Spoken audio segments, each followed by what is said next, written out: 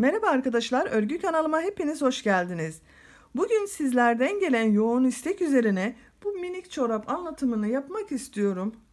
Instagram hesabımdan sizlerden çok fazla istek geldi bu çorabın anlatımı için arkadaşlar. Yapımı çok kolay. Çorabımızın örgüsüne düzde göstereyim. Buradan sihirli halka içerisine trabzan yaparak başlıyoruz. 2 sıra arttırmadan sonra düz devam ediyoruz. Daha sonra topuk bölümünü yapıyoruz. Örgümüze lastikli bölümü yaparak çorabımızı bitiriyoruz. Bu şekilde sade kullanabilirsiniz. Veya benim size bugün anlatacak olduğum gibi böyle ayıcık figürü çalışması da yapabilirsiniz. Hem kız hem erkek bebeklerimiz için istediğiniz renklerle bu çorabı yapabilirsiniz arkadaşlar. Büyüklüğünü buradan başlama trabzanını bir eksik veya bir fazla yaparak ayarlama yapabilirsiniz. Arttırmayı da yapacağınız aya göre arttırmasını yapabilirsiniz. Örgümüzde ben kar topu benekli ip kullandım. Siz istediğiniz marka ipi, istediğiniz renkleri kullanarak bu çorabı örebilirsiniz. Çok sert olsun istemedim. Bakın dokusuna bakalım arkadaşlar. Böyle yumuşak bir dokusu var çorabın. Bebeğin ayağını rahatsız etmeyecek bir çorap yapıyoruz. 2,5 numara tığ kullanıyorum. Siz de 2, 2,5 hatta 3 ile de yapabilirsiniz. Yapacak olduğunuz ipin üzerinde yazan tığ numarasını dikkate alarak örgüye başlarsanız iyi olur arkadaşlar. Bu çorabımızın ayakta nasıl durduğuna da bakalım. Bakın bu şekilde.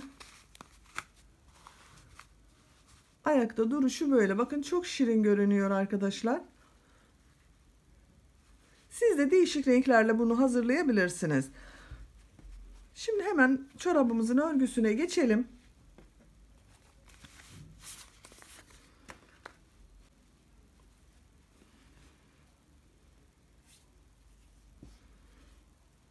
Sihirli halka yaparak başlıyoruz. Bakın sihirli halkayı şu şekilde yapıyorum.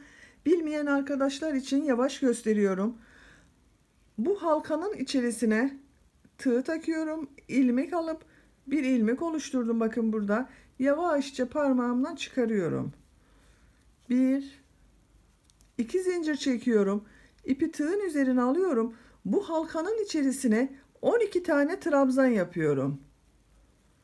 1, 2, 3, 4, 5, 6, 7, 8,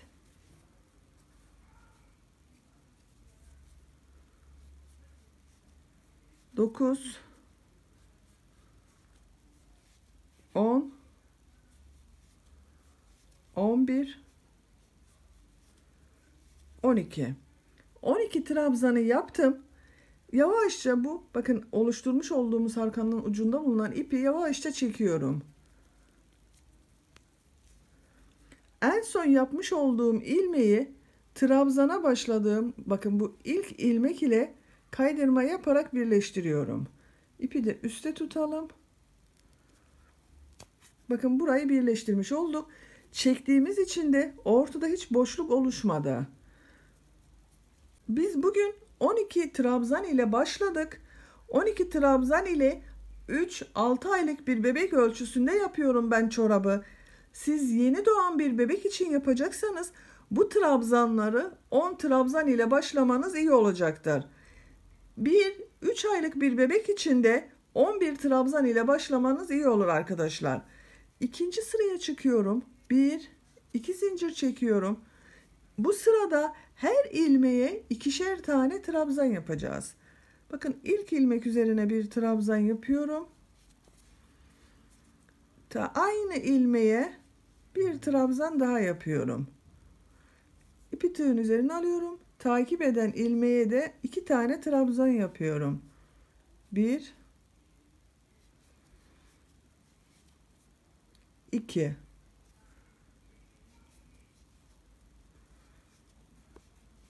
1, 2. Bakın her ilmeğe ikişer tane trabzan yaparak sıra sonuna kadar devam edelim.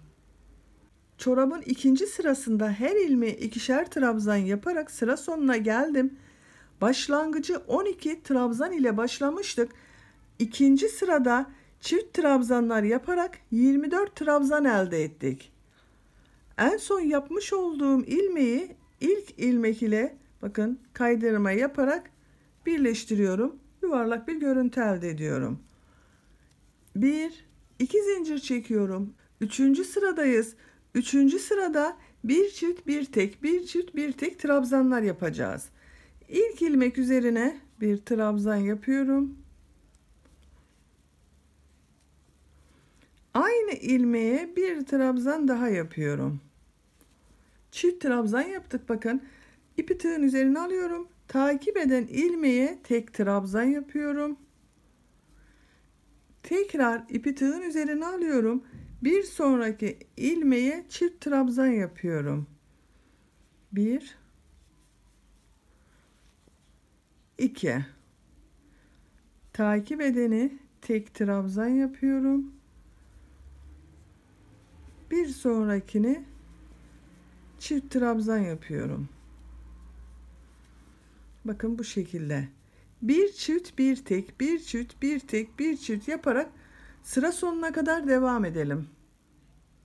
Üçüncü sırada bir çift bir tek, bir çift bir tek trabzanlar yaparak sıra sonuna geldim. Trabzan sayımız 36 bu sırada arkadaşlar. Çift trabzan ile başlamıştık. Son ilmeğimizi bakın tek trabzan yaptım. Başlangıç ilmeği ile kaydırma yaparak birleştiriyorum. Arttırmaları burada bitiriyorum. Benim yapacağım ölçüde bir çorap için yeterli. Ama siz daha büyük bebekleriniz için yapacaksanız, 1 yaşından büyük bebekleriniz için yapacaksanız bir sıra daha arttırma yapın. Bir çift iki tek, bir çift iki tek yaparak arttırmayı yapabilirsiniz. Ondan sonra düz örgülere geçin. Şimdi biz 4. sırada düz trabzanlar yapacağız. Arttırma yapmayacağız. 1, 2 zincir çekiyorum. Bu sırada hiç arttırma yapmadan her ilmeğin üzerine birer defa trabzan yapacağız. İlk ilmek üzerine trabzan yapıyorum.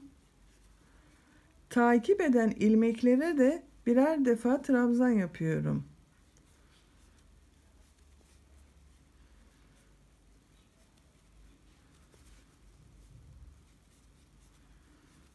Bakın bu şekilde.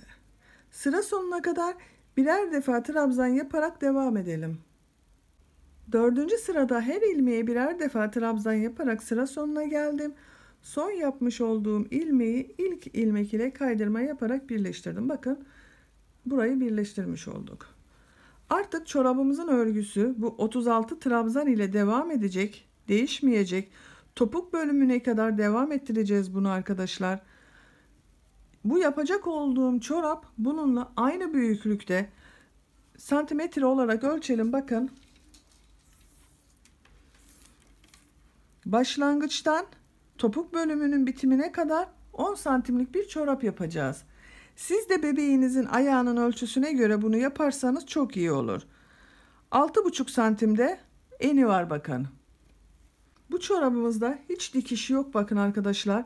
Tamamen dikişsiz yapıyoruz. Topuk bölümünde de aynı şekilde dikiş yok. Dikişsiz çorap yapacağız.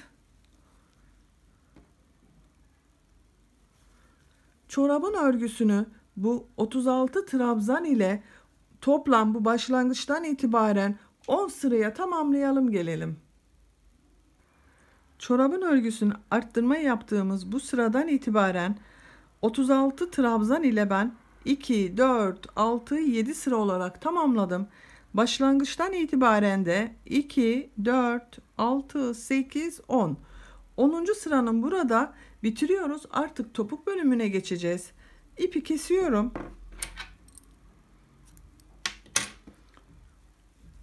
İlmeği çektim. Şimdi burada topuğu yapmak için bize 20 trabzan gerekiyor. Bu orta noktadan 10 trabzan geriye sayıyorum. 1, 2, 3, 4, 5, 6, 7, 8, 9, 10. 10. ilmeğe tığ takıyorum. Buradan ipimi bağlıyorum. Şu şekilde geçirelim. Bir defa düğüm atıyorum. Bakın orta noktadan 10 ilmek geriye gittim. Buradan ilk ilmeği oluşturuyorum. İpi tığın üzerine alıyorum. Aynı ilmek içerisine ilk trabzanı yapıyorum. 1 2 3 4 5 6 7 8 9 10. Bakın orta noktaya geldik ve devam ediyorum. 11. hemen bu orta noktadan bir sonraki ilmeğe başlıyorum. 11 12 13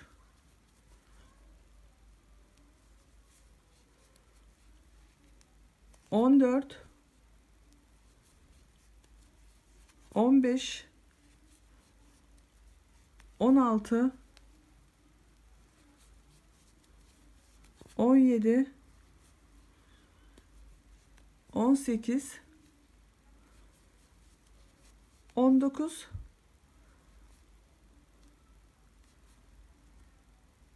20. 20 tane trabzanı yaptık. İpi burada keselim.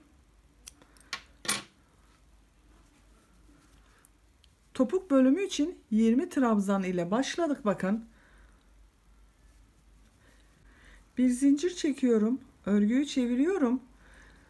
Burada 7 tane trabzan yapacağız. İlk ilmek üzerine bir trabzan yapıyorum. 1 2 3 4 5 6 7. Buraya kadar 2 4 6 7 trabzanı yaptık. Şimdi 6 tane sık iğne yapacağız. İpi tığın üzerine almadan ilk ilmek üzerine sık iğne yapıyorum. 1 2 3 4 5 6. İpi tığın üzerine alıyorum. Takip eden 7 ilmek üzerine de trabzan yapıyoruz. İlk ilmek üzerine bakın. Trabzan yaptım. 1 2 3 4 5 6. Son ilmeğe de bir trabzan yapıyorum. 7. Bakın burada 7 trabzan yaptık. 6 sık iğne yaptık orta bölümde. 7 trabzan ile devam ettik. Bir zincir çekiyorum. Örgüyü çeviriyorum. Topuk bölümünde 3. sıradayız. İpi tığın üzerine alıyorum. Bu ilk ilmek üzerine trabzan yapıyorum. 7 trabzanın üzerine trabzan yapacağız. Burada yapmış olduğumuz bu 7 trabzanın üzerine trabzan ile devam ediyoruz. 1 2 3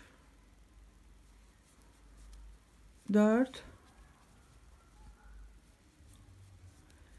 5 6 7. 7 tane trabzanın üzerine trabzanları yaptık. Şimdi burada yapmış olduğumuz bu 6 sık iğne vardı. Bunları 2 taneyi tek ilmek olarak yapacağız. Kesme yapacağız.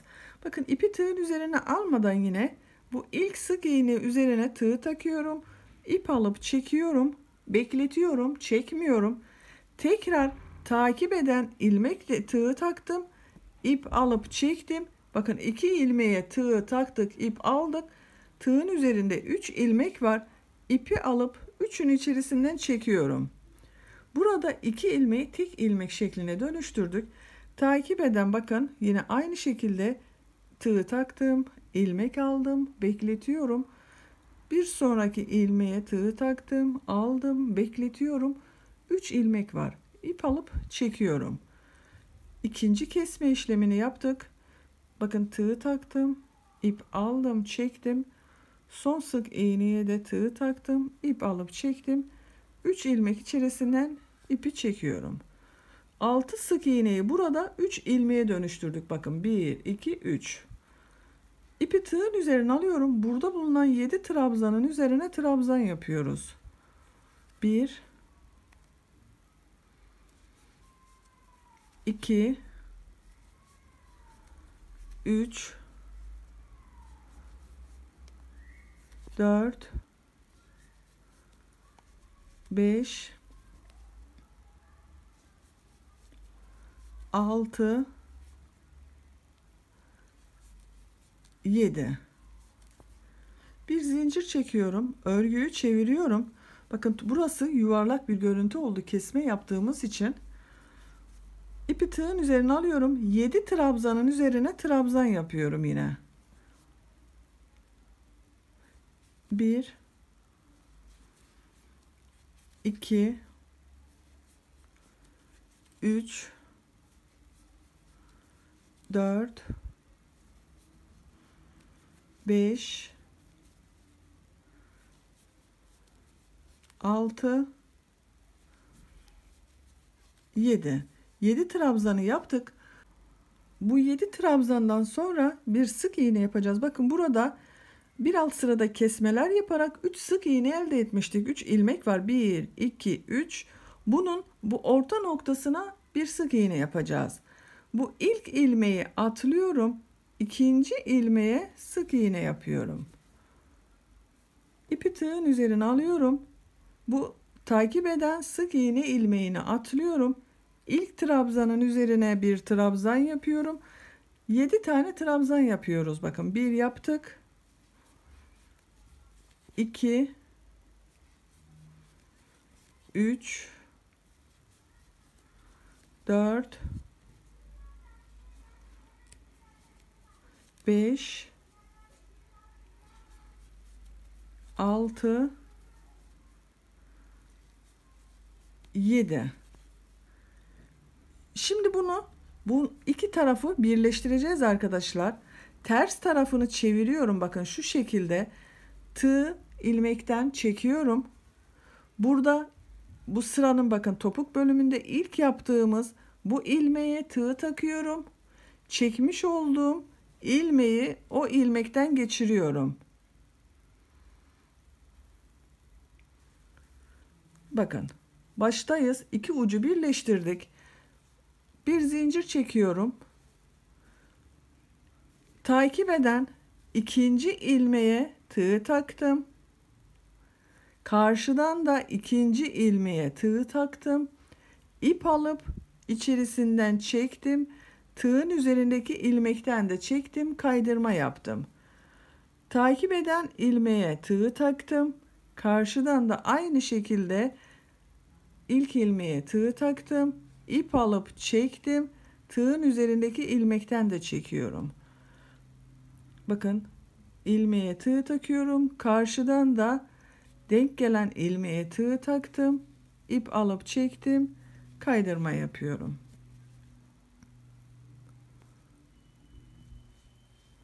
Her ilmeği karşılıklı bu şekilde kaydırma yapıyoruz. 7 tane trabzan yapmıştık. 7'sinde bu şekilde bakın kaydırma yaptık. Bitirdik. Artık ipi burada kesiyorum. Bunu iğne yardımıyla veya tığ yardımıyla içeriden geçirebiliriz. Bakın topuk bölümünün arka bölümünde yaptık. Bu şekilde topuğu oluşturduk.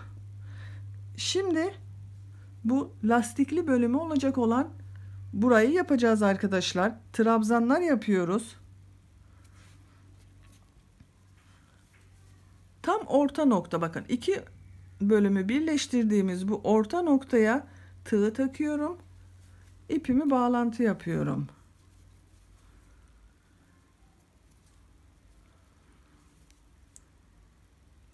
İlk ilmekten bir ilmek çıkardım. Buraya bir trabzan yapıyorum. Bu sırada trabzanlar yapacağız. Trabzanları bakın topuk bölümünü yaparken sıralar oluşturmuştuk. 1, 2, 3, 4 sıra var bakın. Bu yarısında 4 sıra var. Her sıraya ikişer tane trabzan yapacağız. İpi tığın üzerine alıyorum. Bu ilk gördüğüm bakın ilmek üzerine bir trabzan yapıyorum. Aynı ilmeğe bir trabzan daha yapıyorum. Bu ilk sıra 2 trabzan yaptık. Takip eden bu sıraya da aynı şekilde 2 trabzan yapıyorum. 1, 2. Üçüncü sıradayız bakın. Üçüncü sırayı oluşturan yerdeyiz. Buraya da 2 trabzan yapıyorum. 1, 2.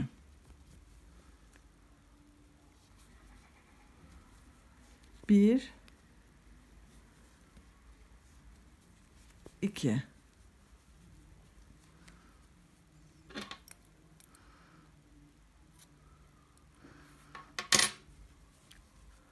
İpi tığın üzerine alıyorum. Bakın bu düz olan trabzanlara geldik. Burada bu ilk ilmeğe bir trabzan yapıyorum. Takip edenlere birer defa trabzan yapıyoruz. Her ilmeğe birer defa trabzan yapalım. Bakın bu şekilde. Böyle devam edelim. Bu tek olan trabzanların üzerine birer defa trabzan yapalım. Burada yine her ilmeğe ikişer defa bakın bu sıralara bakın 1, 2, 3, 4 bunların üzerine ikişer defa trabzan yapıyoruz. Sıra sonuna kadar devam edelim. Trabzanları yaparak bakın sıra sonuna geldim. Burada her sıraya ikişer trabzan yerleştirmiştik. Bu tarafta da aynı şekilde bakın her sıraya denk gelecek şekilde ikişer trabzan yaptım. Ortada bulunan bu trabzanları da birer trabzan yaptık. Toplam bir sırada benim 35 tane trabzan var arkadaşlar. Bu son yapmış olduğum trabzanı ilk ilmek ile kaydırma yaparak birleştiriyorum. Bakın topuk bölümünden sonra kunç bölümüne geçtik. Burada şu trabzanları yapıyoruz. Lastik örgüsünü yapabilmek için bu arada düz trabzanlar yapacağız. Toplam 3 sıra trabzan yapacağız. 1, 2 zincir çekiyorum. İpi tığın üzerine alıyorum. İlk ilmek üzerine bir trabzan yapıyorum. Takip eden ilmekler üzerine de trabzan yapıyorum. Bakın bu şekilde.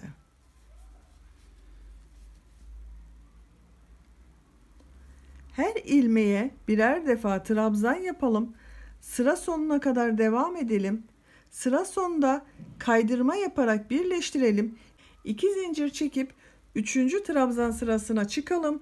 3. trabzanda da yine aynı şekilde 35 trabzanı tamamlayalım gelelim arkadaşlar. 35 trabzandan oluşan düz sıraları ben 3 sıra olarak tamamladım. Bakın 1, 2, 3. Son ilmeği ilk ilmek ile kaydırma yaparak birleştiriyorum. 1, 2 zincir çekiyorum. Artık lastik örgüsüne geçeceğiz. Bu lastikleri oluşturacağız arkadaşlar. Onu yapabilmek için trabzanları farklı alıyoruz. Bakın ipi tığın üzerine alıyorum. Bu ilk gördüğüm trabzanı boşluğa tığ taktım. İlmek alıp çekiyorum. Trabzan yapıyorum. Takip edeni ters taraftan, bakın ters taraftan boşluktan alıp trabzan yapıyorum. Üçüncü düz taraftan boşluktan aldım. Trabzan yapıyorum. Bir diğerini ters taraftan bakın boşluğa taktım tığ, ilmek alıp trabzan yapıyorum. Bir düz bir ters boşluklardan alarak trabzan yapıyoruz. Tersten alıp trabzan yapıyorum. Düzden boşluktan alıp trabzan yapıyorum. Ters taraftan boşluktan alıp trabzan yapıyorum.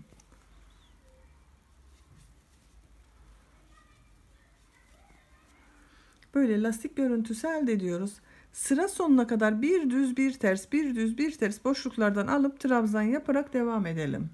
Bu sırada trabzanları bir ters bir düz boşluklardan alıp trabzan yaparak sıra sonuna geldim. Bakın en son düz taraftan aldım. Bu iki zincir çekerek oluşturduğumuz vardı bakın ilk başta. O da tersten görünen trabzan oluyor. Bunu son yapmış olduğumu ilk yaptığım ilmek ile kaydırma yaparak birleştiriyorum. Bakın burası bir ters bir düz devam etmiş oldu. Lastik örgüsünde bir sonraki sırada bir iki zincir çekiyorum. İpi tığın üzerine alıyorum. Bu sırada trabzanları nasıl görüyorsak o şekilde boşluklardan alarak trabzan yapıyoruz. İlk trabzan bakın düz görünüyor. Düzden alıp trabzan yapıyorum.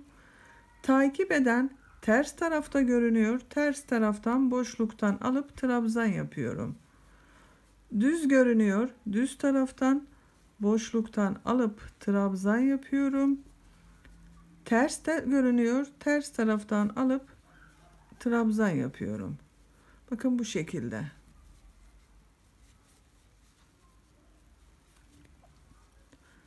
Bu sırayı da gördüğümüz gibi boşluktan alıp trabzan yapalım. Sıra sonuna kadar devam edelim. Sıra sonunda kaydırma yapıp sırayı kapatalım. Lastik örgüsüne bu şekilde devam edelim.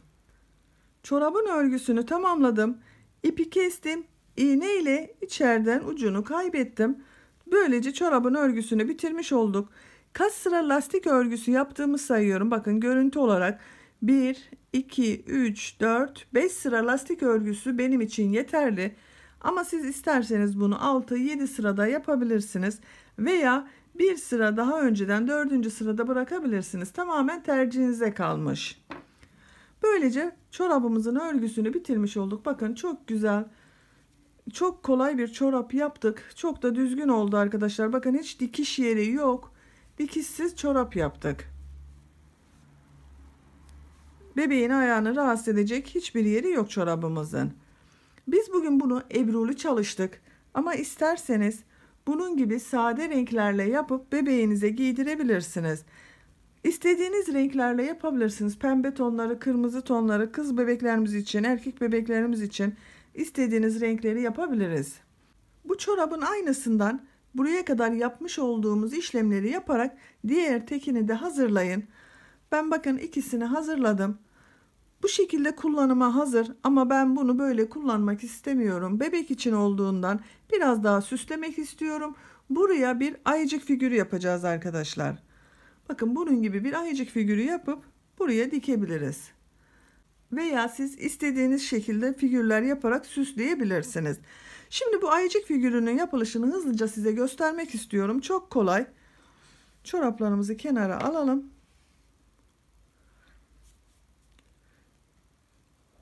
Çorabımızı ebruli çalıştığımız için bakın içerisinde renkler var.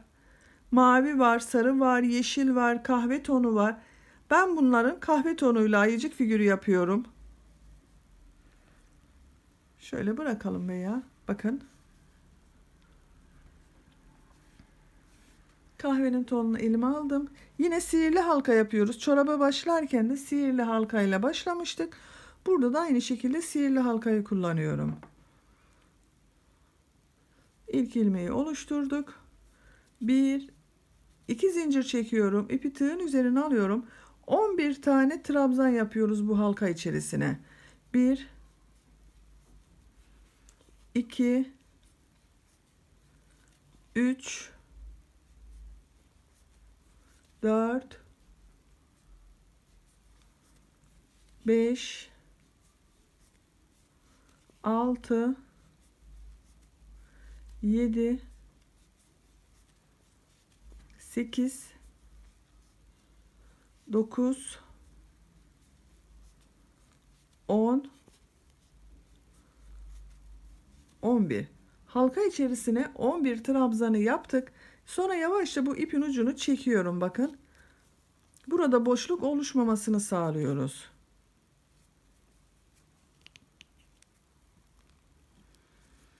Bakın burada hiç boşluk oluşmadı. Son yapmış olduğum ilmeği bu ilk yaptığım ilmek ile bakın tığ taktım. Kaydırma yaparak sırayı birleştirdim. 1 2 zincir çekiyorum. İkinci sıradayız bakın. Zaten 2 sıradan oluşuyor ayıcık figürü arkadaşlar. İkinci sırada her ilmeğe ikişer tane trabzan yapıyoruz. İlk ilmek içerisine bir trabzan yapıyorum. Aynı ilmek içerisine bir trabzan daha yapıyorum. İpi tığın üzerine alıyorum. Takip eden ilmeğe geçiyorum. 2 trabzan yapıyorum. 1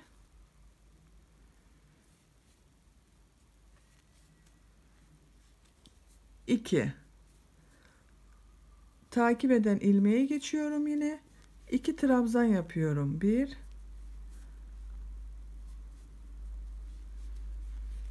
2. Bakın bu şekilde her ilmeğe ikişer tane trabzan yapıyoruz. Her ilmeğe ikişer tane trabzan yaparak sıra sonuna kadar devam edelim. Her ilmeğe ikişer tane trabzan yaparak sıra sonuna geldim. Son yapmış olduğum ilmeği ilk yapmış olduğum ilmek ile kaydırma yaparak birleştiriyorum bakın. İkinci sırayı bitirdik. Bu sırada arttırmalar yaptık. 11 arttırma yaptık. Toplam trabzan sayımız 22.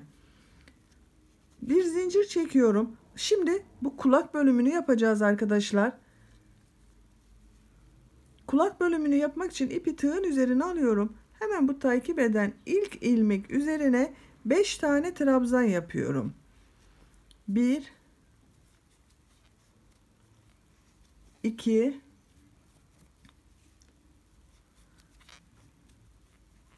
3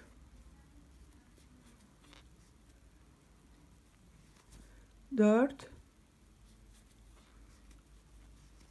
5 5 trabzanı yaptım. Aynı ilmeğe sık iğne bakın yapıyorum. Bir sık iğne yaptım. Burada bir yuvarlak görüntü elde ettik. Kulağın birisini yapmış olduk. Takip eden ilmeğe tığ takıyorum. İp alıp çekiyorum. Kaydırma yapıyorum bakın. Diğer kulağı buraya yapacağız. Oraya kadar kaydırma yaparak geçiyoruz. Bakın bir kaydırma yaptım.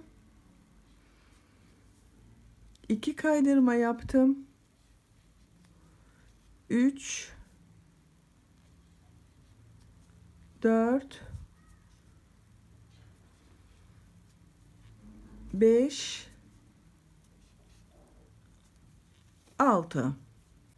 6 kaydırma yaptık. Bir zincir çekiyorum. İpi tığın üzerine alıyorum. Takip eden ilmek içerisine burada yapmış olduğumuz gibi 5 tane trabzan yapıyorum. 1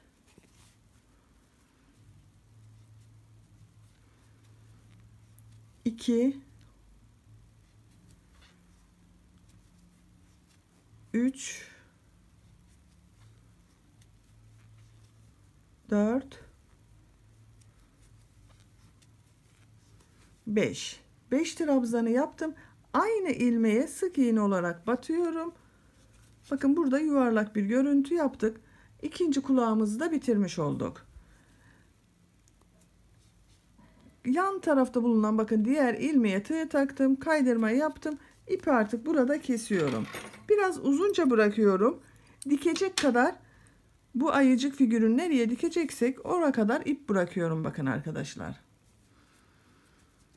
Başını bitirmiş olduk. Şimdi bu beyaz bölümü yapalım. Beyaz bölüm için yine sihirli halka yapıyoruz. Sihirli halka içerisine 11 trabzan yapacağız. Bu şekilde sihirli halkayı oluşturduk. 1 2 zincir çekiyorum. Halka içerisine 11 tane trabzan yapıyorum. 1 2 3 4 5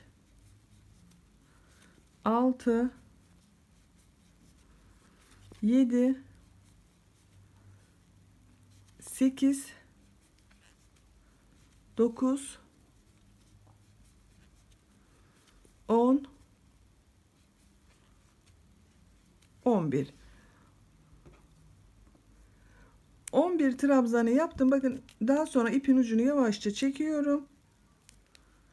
Son yapmış olduğum ilmeği ilk yapmış olduğum ilmek ile kaydırma yaparak birleştiriyorum.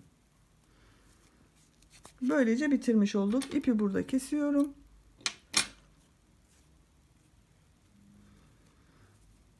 Bunu iğne yardımıyla veya tığ yardımıyla şu şekilde içeride kaybedebiliriz artık.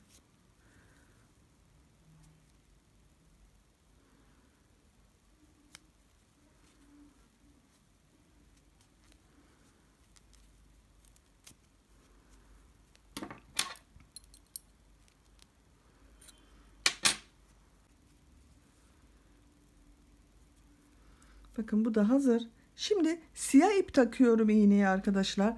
Bakın bu şekilde bir siyah ip taktım. Gözleri ve bakın bu burnunu yapacağız.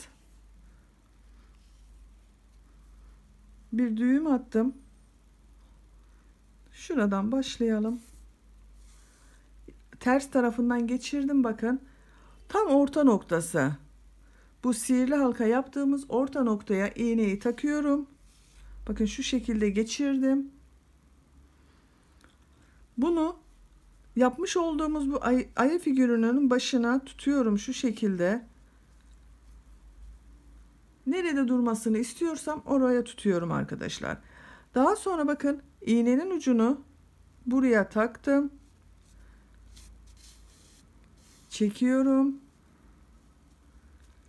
İğneyi tekrar tam orta noktadan çıkarıyorum.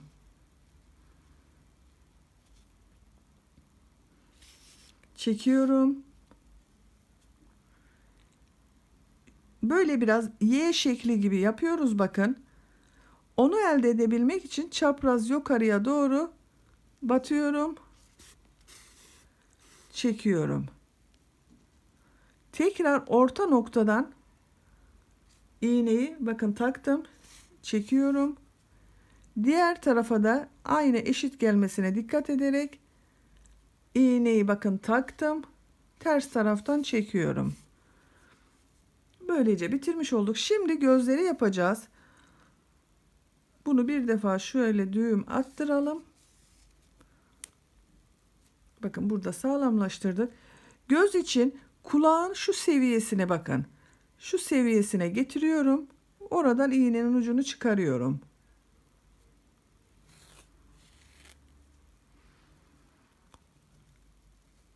İğneyi tutuyorum. 1, 2, 3, 4, 5 defa doluyorum. Sonra yavaşça bunu çekiyorum bakın. İğneyi çekiyorum. Dolamış olduğum ilmeklerin arasından iğneyi çekiyorum.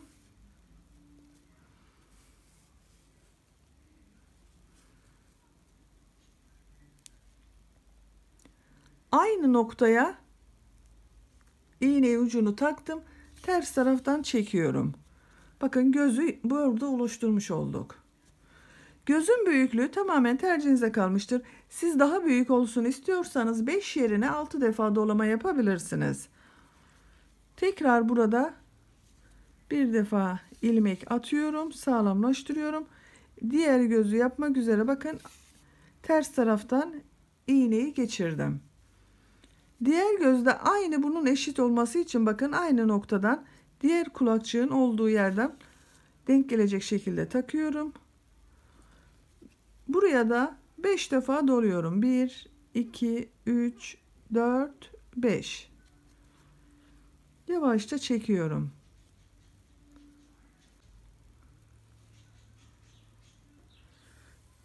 Dolamış olduğum ilmeklerin arasından bakın iğneyi geçirdim.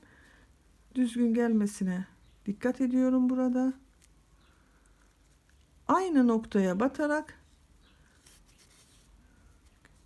bitirdim. Bakın böylece bitirmiş olduk. Ters taraftan ilmek atıp sağlamlaştırıyorum.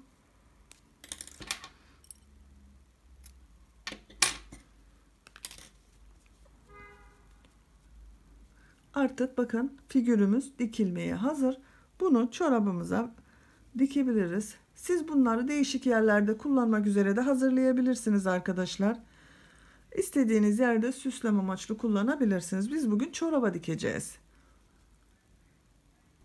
Hazırlamış olduğumuz ayıcık figürünü bakın ben çoraba diktim arkadaşlar. Tersten de görünmüyor.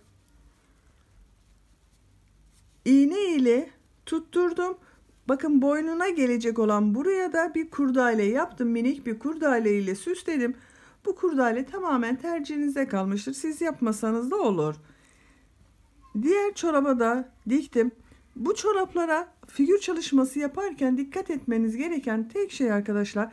Böyle bakın bu figürleri hep dış tarafta kalmasına dikkat edelim. Mesela bunu buraya diktim ben ya. Bunu buraya dikmiş olsaydım giydirdiğimiz zaman birisi içte görünürdü.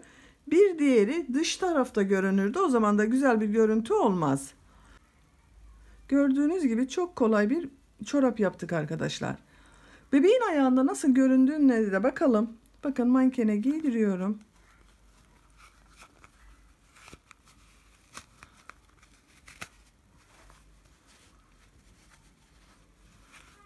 Bu şekilde bebeğin ayağında da çok güzel duracaktır. Diğerini de giydirelim.